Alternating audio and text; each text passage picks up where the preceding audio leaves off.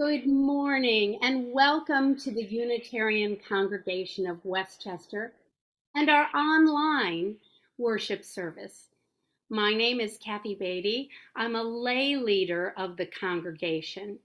Our minister, Reverend Dan Schatz, is not with us today, but we have one of our esteemed members, Brett Goldman, who will be speaking on the quandary of aging, which I think pertains to just about all of us. I especially want to welcome any visitors to our online service this morning. We hope we'd have a chance to get to know you. You can say hello in the comments. You can go to ucwc.org or send us an email. welcome@ucwc.org if you'd like more information about our congregation, and we will be in touch with you directly.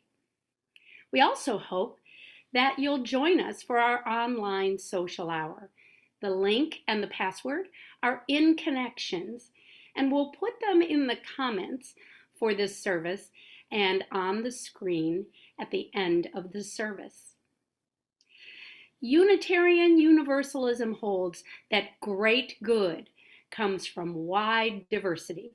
So, whoever you are, whomever you love, whatever your heritage, and from wherever your beliefs spring, we are pleased that you are here. Let us walk a while together. Announcements today. Our first is from RE. It is time for RE registration. Calling all RE families. It's that time of year again. We invite you to fill out the online registration forms for each of your children participating in RE classes this year. We're working to ramp up to in-person classes. So we want to verify any needs your family may have and have that up-to-date safety information. Thank you. And next week is Trunk or Treat at the Concept School. And that's very exciting for next Sunday. We're crossing our fingers. We have good weather. It will be Halloween. So feel free to wear any costumes you'd like. I also have a post-auction announcement. Thank you to everyone who participated in this year's auction. We made about $6,200. There are some items that did not sell and others for multiple winners that still have openings. Some minimum bids were reduced. You can use the links to the online silent auction to see what is still available. Contact Steve Sander if you're interested in purchasing any of these or if you need the links. Invoices are coming out today by email, so please pay in a timely manner. Instructions will be provided in that email. And as a reminder, please check connections and our online calendar for other announcements and information of how to access our various online events. Our chalice lighting today is For All That Is Our Life by Liz Weber. Spirit of life, help us to be present with all that is in our life, both our deepest sorrows and our greatest joys, so that we can truly live, engaging fully in our own life and our community.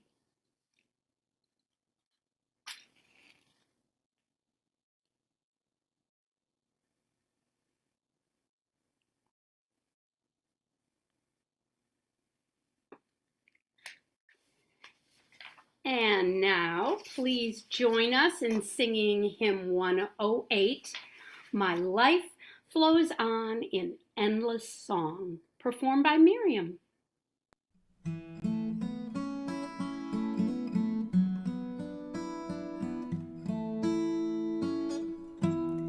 My life flows on in endless song, above earth's lamentation. I hear the real, the far off hymn that hails a new creation. Through all the tumult and the strife, I hear the music ringing. It sounds an echo in my soul. How can I keep from singing?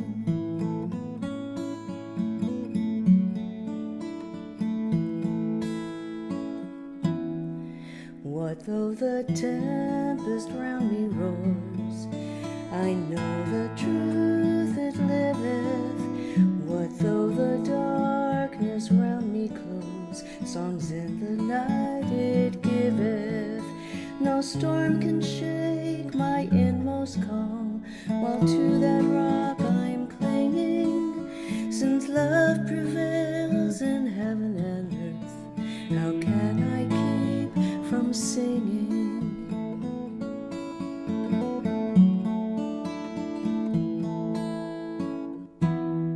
When tyrants tremble as they hear the bells of freedom ringing, when friends rejoice both far and near, how can I keep from singing? To prison cell and dungeon vile, our thoughts to them are winging. When friends by shame are undefiled, how can I keep from singing?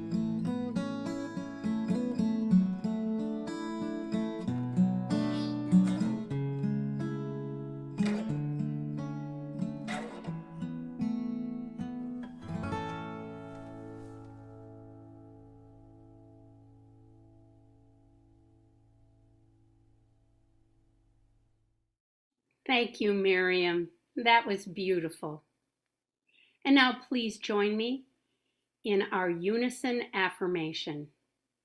We gather, aspiring to be a thriving, caring, and welcoming community that supports each person's spiritual journey, embraces diversity, challenges us to live responsibly, and is a catalyst for a just and compassionate world.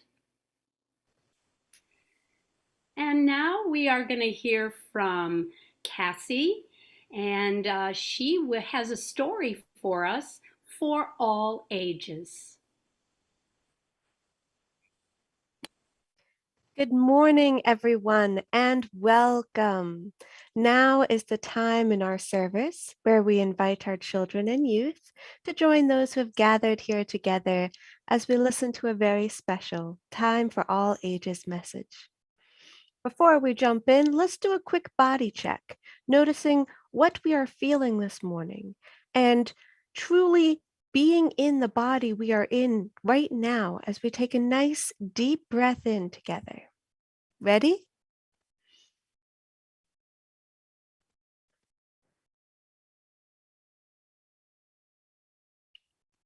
Wonderful. So today's service is all about aging. What does it mean to age? What significance could each age have?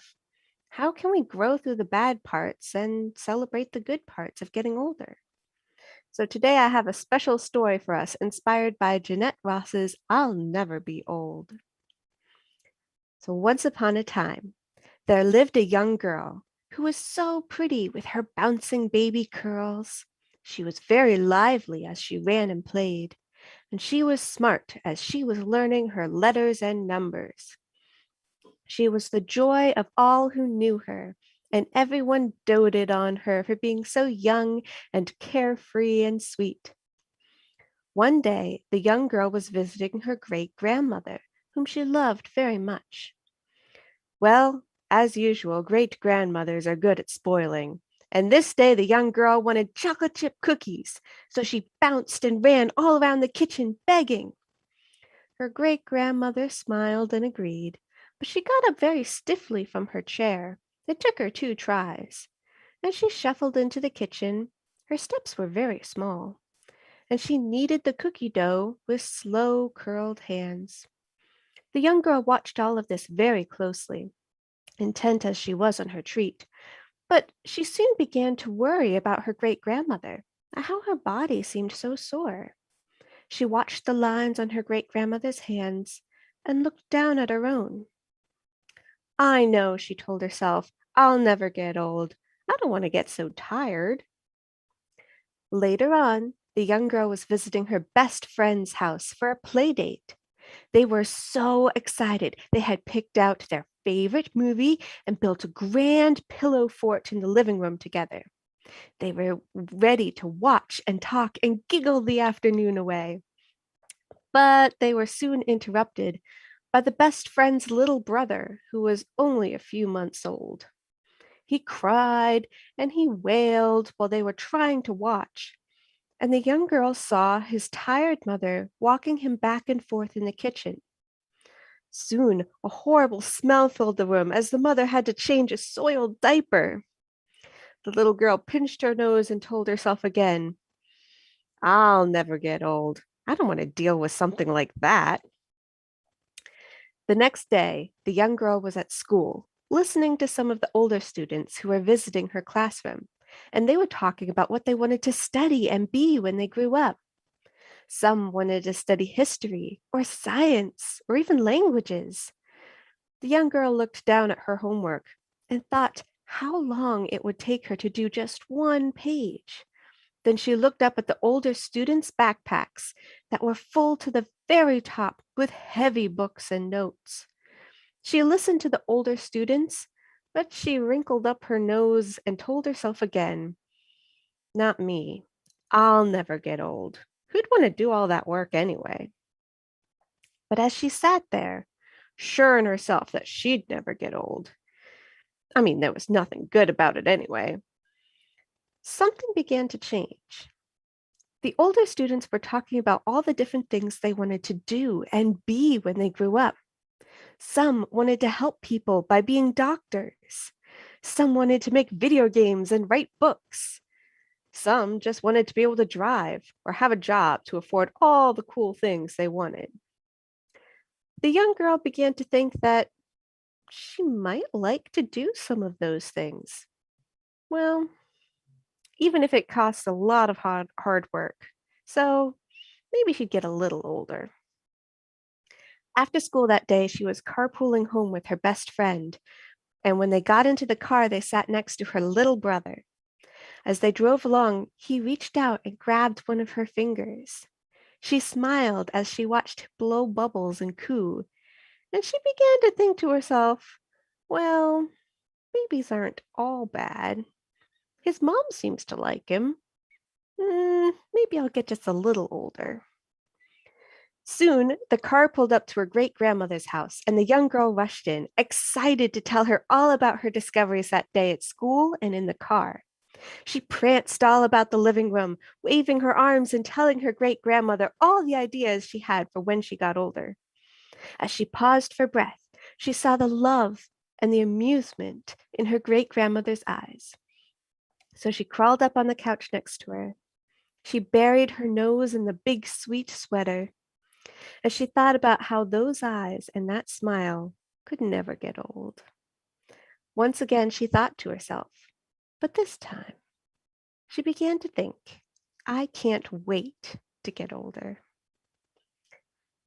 Today, as we think about we're getting older, some of us are excited. Some of us have some worries about the hard things we're going to have to face. But maybe, just maybe, like the girl in our story today, we can start to look at the ages we each have and start to see some of the good and the bad things and put them next to each other so that we know that everything has a balance.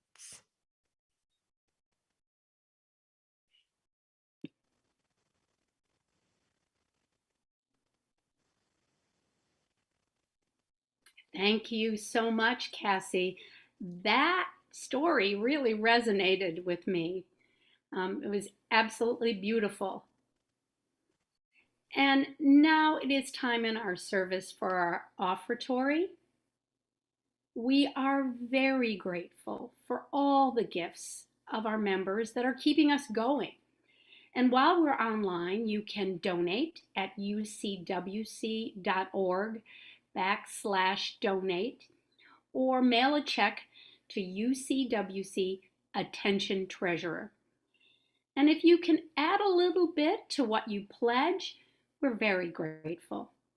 Thank you for all these gifts and your generosity in every form. We will now receive the morning offering.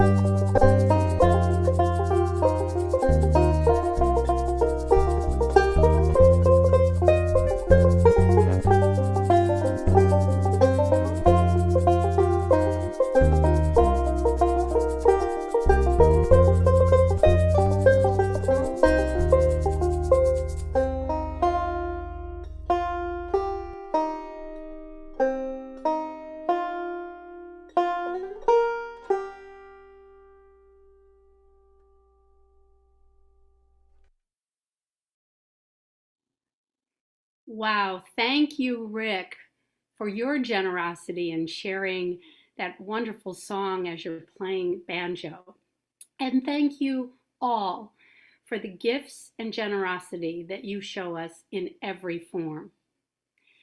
Today's reading is Reverse Living from After the Ecstasy, the Laundry by Jack Kornfield. Life is tough. Takes a lot of your time, all of your weekends. And what do you get at the end of it? Death, a great reward. I think that the life cycle is all backwards.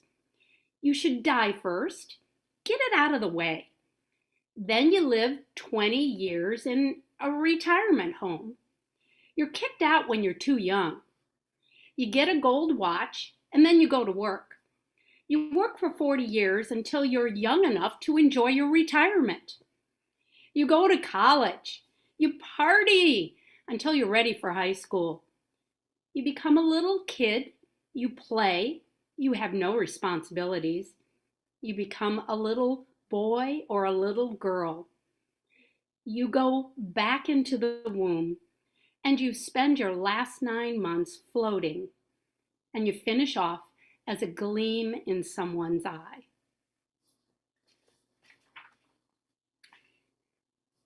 And now please join us in singing hymn number 22, Dear Weaver of Our Lives' Design.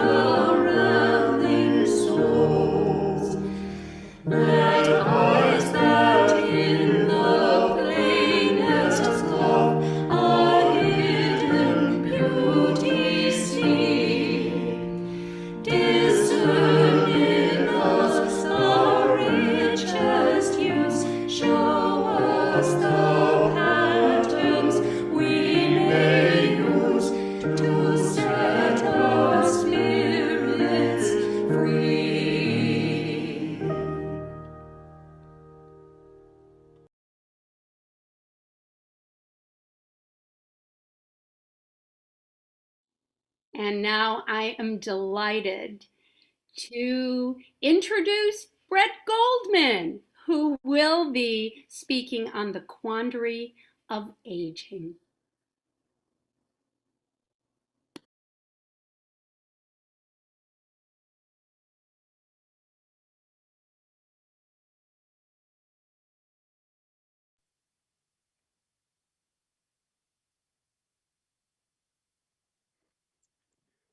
Good morning.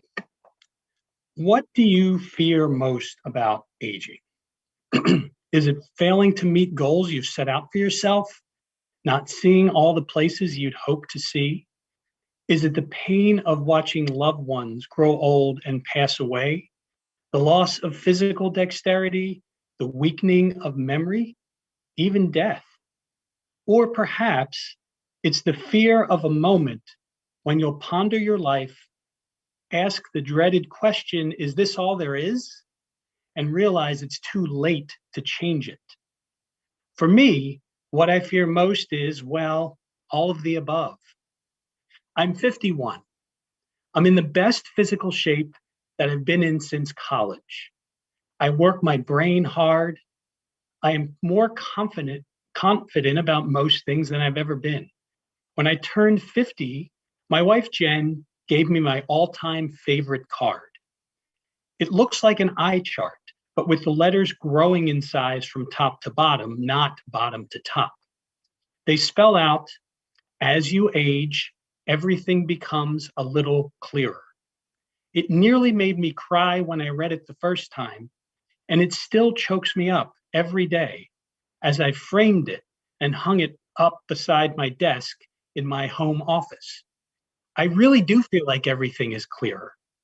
I wouldn't trade the number 50 for any other number, and I wouldn't trade the knowledge I've acquired over decades for anything either. Yet I'm still afraid. I remember scenes from my childhood, short films. Scenes from those preteen days have always been short films. There's me on the playground, gaudy yellow headphones on, listening obsessively to KYW News's coverage the day after John Lennon was shot.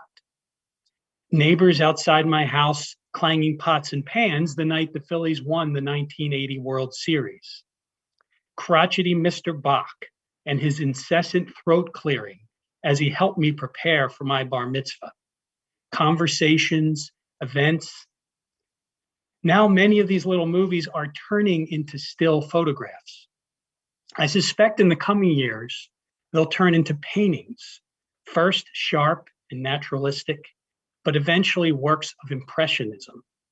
The feelings I had, though, those will persist, strong as ever, like sculptures. My father died a decade ago, but he's reborn in my bathroom mirror every morning. I'm not happy about it. I loved him, but I never liked him. He was opaque at best, a terrible listener, self-centered. He was ill-equipped to be a husband or a father. In fact, he could have been a professional musician and had a real shot to live his dream, even receiving an offer from a big band to travel the country. But he said no and chose domestic life instead. I wonder if he regretted it as much as I think he did. Now, I see him when I tilt my head at a certain angle while shaving. We have the same blue eyes. Sometimes I look down at my body at its angles and see remnants of him as well. Sometimes I say the same words he did, employing the same sense of humor. I have also battled the anxiety he battled. He didn't win, though, or even cause a ceasefire.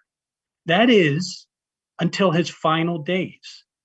The most peaceful I ever saw him was when he decided to stop radiation and let cancer take its course. He seemed almost happy then, almost. He welcomed death with grace. Finally, he'd set an example I actually hope to follow. Age is but a number. We've all heard that before. For the most part, that's been true for me. Except when I turned 30, I kind of fell apart. I was angry and anxious. I felt purposeless, but wasn't sure why. It wasn't like some people feel when their 20s end, out of excuses for being young and innocent. I mean, today, 30-somethings are in their parents' basements or childhood bedrooms. Something else was at play, and it took me 21 years to figure it out, really, until I was writing this service. So let's rewind. When I was young, I had set a few humble goals. First, most importantly, was to find a life partner I could trust and love and grow with. The second was an amalgam of the American dream, a good job, a nice place to live, safety, and security. Well, I met my wife at age 19. In fact, our first date was 32 years ago today. So happy anniversary, dear. And after a brief, tragic stint as a high school teacher and some years at a federal government job, I found my place working at the same company I still work for today. In fact, I was 28 when I started working there and knew quickly it was a solid fit. At 29, we settled in Pennsylvania, our birth state, for good. So here I was, 30 years old, and I'd already accomplished what I'd set out to do in life. As a highly goal-driven person, is it any wonder that the prospect of embarking on my next decade with no discernible goals would cause me such great strife? As the decade wore on, I struggled. What was my purpose? And what would be my legacy? We didn't want kids, and for what I understand, children often fill the legacy void. I wasn't looking to rise high in my company, never sought the executive lifestyle, and I continue to be cynical about corporate culture, even though I've been embedded in that culture for 22 years. My wife has always encouraged me to look inward. Therapy helped too, but it took until age 40 or so until I found something tangible to grab onto, a newfound goal, a passion that had been dormant for years, and that's creative writing.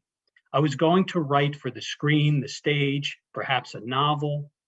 For me, writing represented a chance at a legacy, a mark, something to be read or watched long after I was gone. During my 40s, I found a new confidence I'd lacked my entire life. My 9 to 5 paid the bills, but I had a purpose again, a dream that I was determined to transform into reality. Finally, I was over the hump, I thought. I even turned 50, still not a paid writer, rejection after rejection rolling in, but I continue to learn and grow. I won't give up. No chance of that. I love it too much. Why shouldn't I succeed? I thankfully still ask myself. Why not me? I question it. I wrestle with it. I feel down at times, but I keep going. Until one night last spring, when my world tilted just a bit, just for a few seconds, but enough to terrify me. We were driving home from an evening with friends. It was perfectly clear. We were on a road I'd driven 100 times and approaching a left turn at a stoplight. Truthfully, it is less than 45 degrees, but I knew it well. I got the left arrow, and as we turned for the familiar yellow lines on the road, where were they? I kept turning. Nothing. Panic set in. We spun and somehow ended up just to the side of the road which I was attempting to turn the direction in. I had utterly, completely lost my bearings. I didn't know what I was seeing in front of me. I didn't know what had just happened. As my wife drove us home, I literally couldn't look at her. I couldn't look at anything. I hid my face in shame. I couldn't speak. Was there something wrong with my eyes? I mean, I do suffer from some eye issues, and driving at night or in poor visible conditions has been a challenge for years. But in this case, I couldn't blame it on that. How about my brain? I took some tests with my MD. All was fine. That only left one culprit, stark and simple: aging. So what, you're telling me I'm 50 years old and I'm supposed to stop driving at night? Driving at night is an old people concern. I am not old, and I'm not giving up, because frankly, that's what it felt like, surrender. This incident revealed a larger truth about me, though, one I didn't realize existed, one that had been growing in spite of my supposed confidence and goals. I was getting older. As one close friend put it, aging is something that happens when we're not paying attention. That's fine, but the problem was I didn't want to admit it was happening, because to admit it is to unleash the fears I listed a few moments ago, fears that have been lurking inside me for decades. I landed once again on a therapist's couch. I needed to unpack this, and what I realized is that I'd constructed a deathbed moment. Perhaps you have one as well. You are literally in a bed, maybe surrounded by loved ones, maybe alone. You're fully aware that your life's about to end. You're flooded with memories. How will you feel? I obsess on my deathbed moments. It turns out it is the root of my fear about aging. Here it is. I'll be lying there, and even though I had found the love of my life, even though I had spent years in a good, respectable job with great friends and strong health, I'll have never made it as a writer, never became a professional, was never able to quit my day job and live my artistic dream, was never able to leave a legacy. If that happens, how will I feel? I'm terrified that I'll feel nothing but regret, that I'd wasted it all. There is no legacy. I'll disappear without a trace, as if I'd never existed. Dark stuff, I know. Where's it led me? I've realized that I tend to rush my art. There's not a minute to waste, see? Each tick of the clock, one less tick that I have to succeed and avoid this horrible fate. I know logically that impatience leads to an inferior product, but I'm still taking the chicken out of the oven before it's done, serving it, and expecting everyone to pay for more. I'm essentially guaranteeing that I won't succeed. I think about this every day. I think about it in the middle of the night when everything seems worse. A sense of urgency is helpful when you have a goal, to a point, but feeling like I always have to run towards my goal is detrimental. I have other fears too. What if I transform into someone I don't like? What if I end up like my mother, suffering from dementia, withering away? I think that I have some of her inside me as well, for she always refused to acknowledge problems. As her memory waned, she grew angry if anyone even suggested that something was up. Now she's essentially a burden to others and trapped in her own time loop of the present moment. What just happened is gone. What will happen is not worth thinking about. She knows everyone and still has those long-term memories, but conversation is basically impossible. I have trouble admitting to problems as well and asking for help with things I think I should be able to do. This is big because facing and seeking helps are two likely components of aging. But too often I see aging as the enemy. Not everyone sees aging this way, and historically, it wasn't always viewed as such a bane. So who is to blame or what is to blame for turning aging from a part of life into an enemy? For one thing, our lifespan has doubled in the last 200 years, from 40 to 80. So if you didn't age, you probably didn't worry about it so much. And according to another study, there is another culprit, at least in this country. Sorry, I hate to pile on, but some like to blame it on the beleaguered baby boomers. Boomers were born out of the Second World War and instilled with an innate confidence in themselves to achieve the American dream. They felt invincible, important, and they felt that aging was a bane, unnecessary, a challenge that could be won. I fall into this trap as well, aging as a battle, something to be slain. But aging will win that battle every time, one way or the other. So to cope, We need, among other things, models.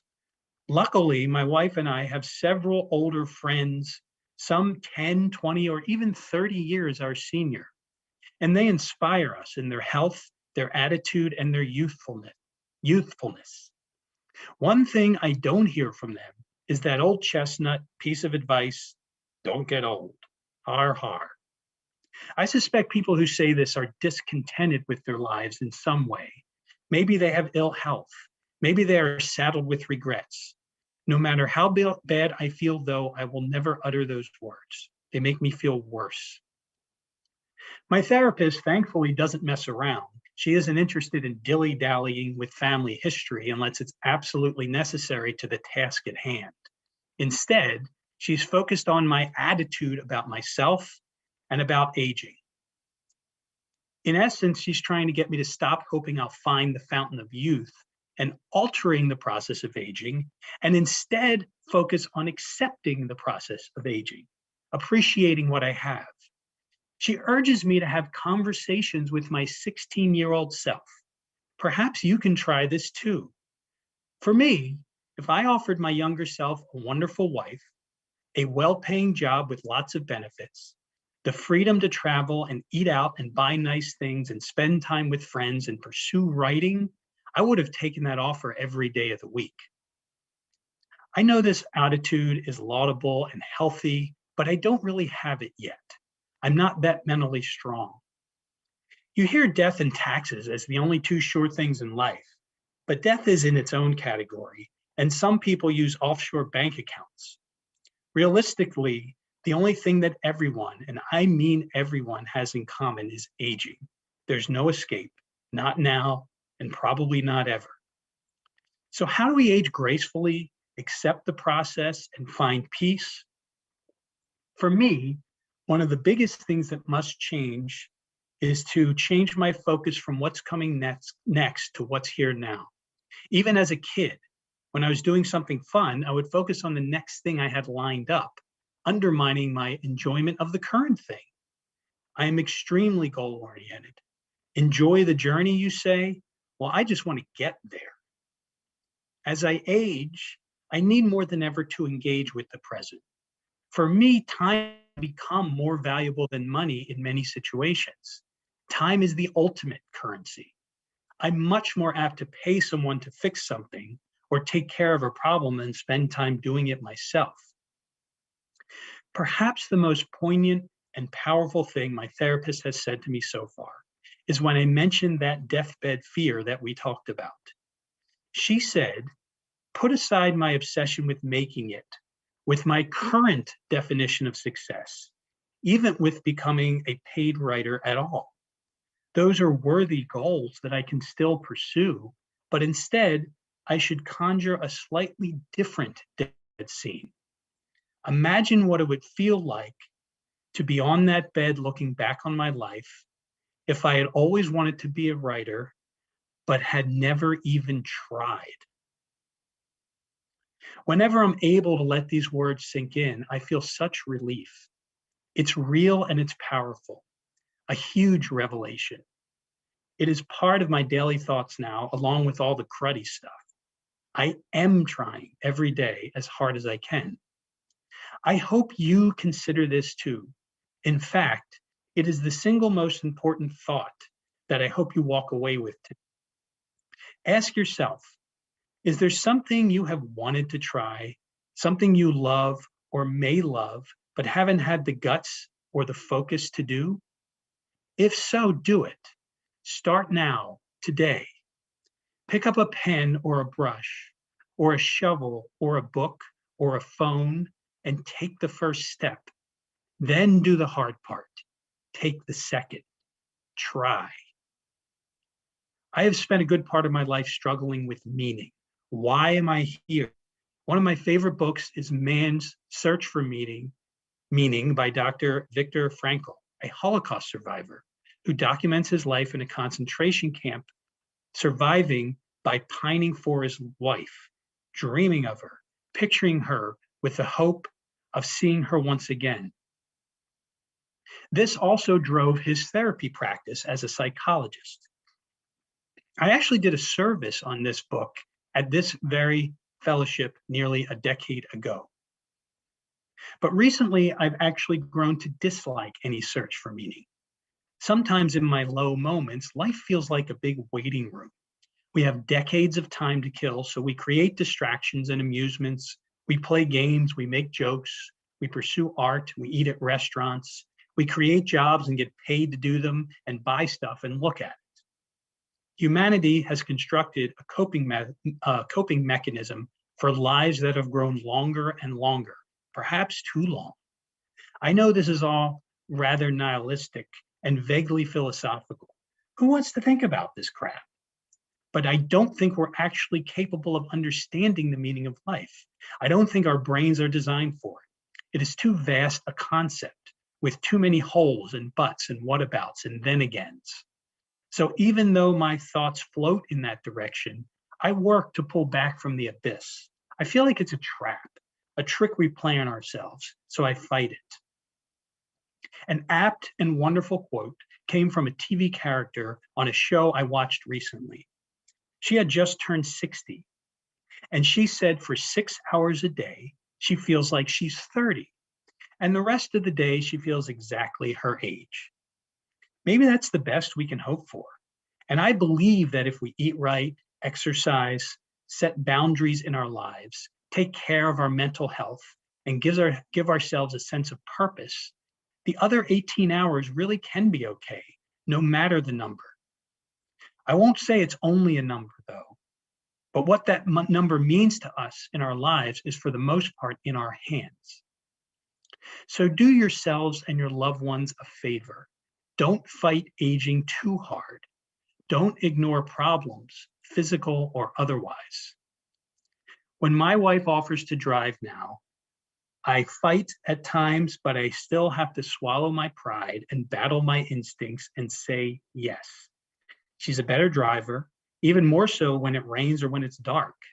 I'm not happy about it, but then honestly, when I'm in the passenger seat and I can drop my guard and watch the trees and houses and lights go by, I feel a sense of peace.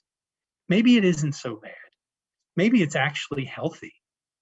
Not being at the wheel can certainly have its benefits.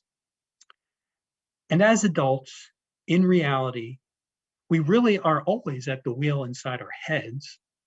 We can all find the line in the center of the road. We can safely make that turn. We just need to keep our minds open, stay alert, and if we need help, ask for it. Thank you.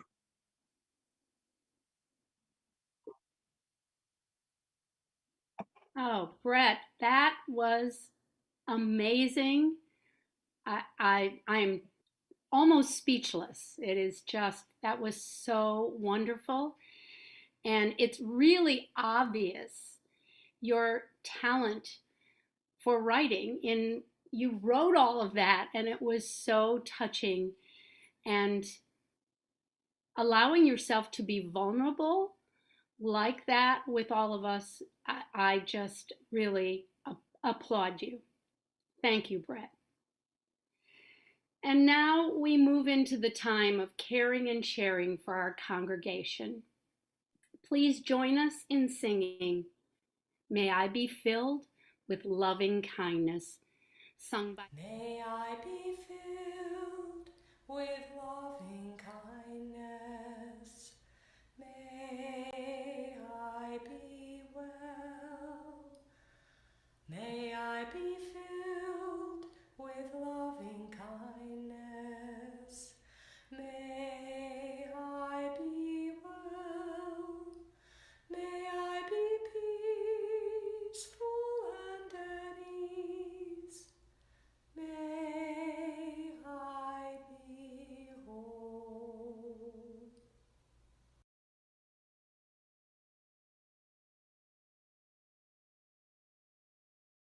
Good morning. My name is Sheila Grant, and I am on the pastoral care team, and I'll be reading the cards of sharing. A concern. Our daughter was admitted to Chester County Hospital with what the doctors think is meningitis triggered by Lyme's disease. We think that she is slowly improving. She's in a great deal of pain. Her husband, too, is suffering with a swollen knee that had to be drained. We are grateful for the excellent health care that is available locally, but sadly is not available in their hometown. And as always, we light a candle for all of those unexpressed joys and sorrows that we hold in our hearts.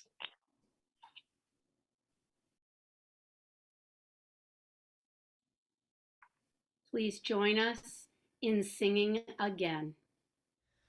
May we be filled with loving kindness. May we be well. May we be filled with loving kindness. May we be well. May we be peaceful and at ease. May we be whole.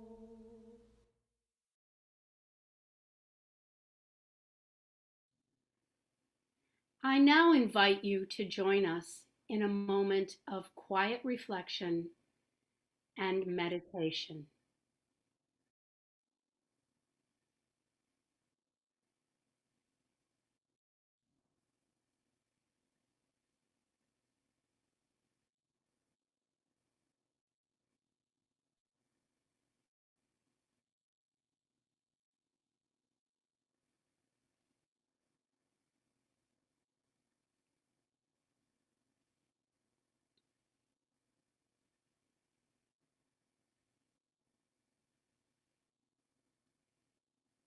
We honor each of our experiences as we move through this journey of aging, honoring the truth in each of our hearts.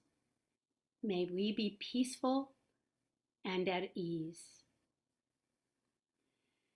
And now please join us in singing hymn number 6, Just as Long as I Have Breath, performed by Heidi.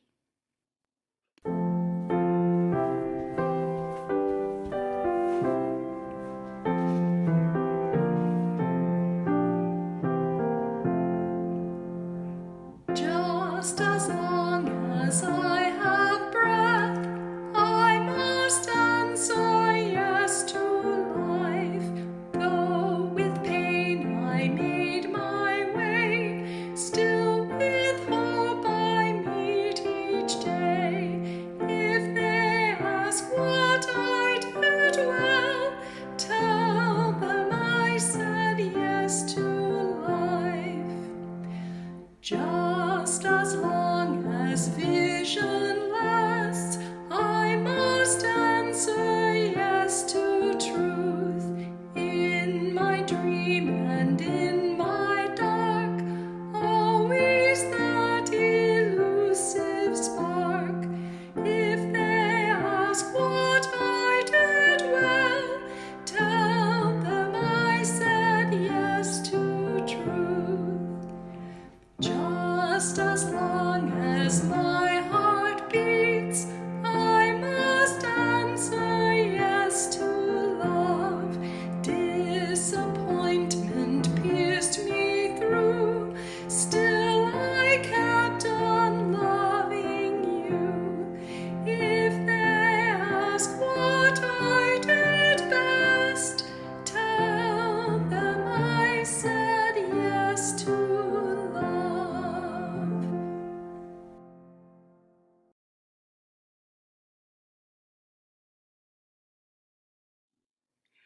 Our closing words today are Honoring Our Elders by Elizabeth Stevens.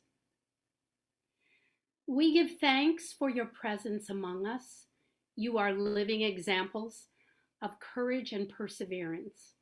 We give thanks for the stories you've collected through the years. By sharing your stories, you help shape ours. We give thanks for the many tasks you have undertaken for the betterment of others. We know that we've all benefited from your gifts and labor. We give thanks for your patience. We know getting older is not easy.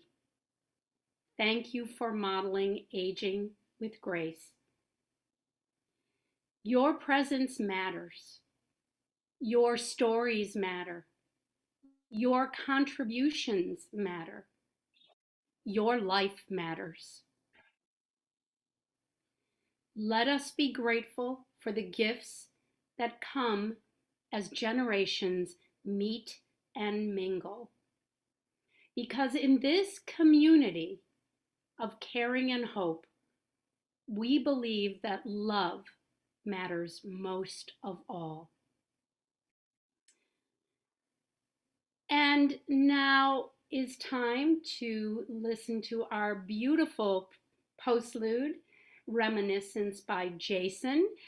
And please join us for the Zoom social call following this performance. Thank you.